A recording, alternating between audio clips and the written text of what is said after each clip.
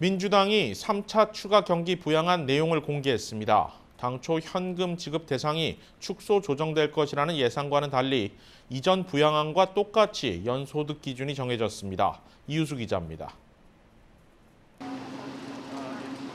민주당이 1조 9천억 달러 규모의 3차 추가 경기 부양안을 공개했습니다. 당초 공화당 반발에 부딪혀 소득 기준을 낮추는 것이 검토됐지만 민주당 하원이 꺼내든 3차 추가 경기 부양안은 결국 이를 반영하지 않았습니다. 3차 추가 경기 부양안 통과를 두고 적지 않은 진통이 예고되고 있는 이유입니다.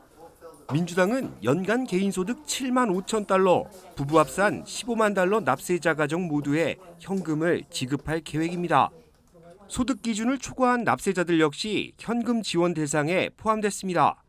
소득 기준보다 1,000달러 높은 수입이 발생할 때마다 지원금이 50달러씩 감소하는 구조인데 상한선은 연간 개인소득 9만 9천 달러, 부부 합산 19만 8천 달러까지입니다. 이 이상의 수입을 올린 납세자의 경우 현금 지원 대상에서 제외됩니다.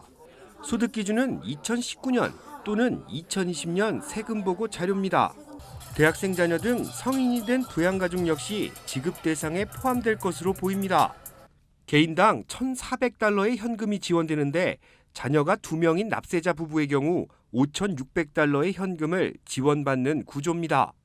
1, 2차 지원 때는 성인과 미성년 부양가족에 대한 지급금이 달랐고 성년이 된 부양가족은 개별 세금 보고를 하지 않았을 경우 지원 대상에서 아예 제외됐습니다.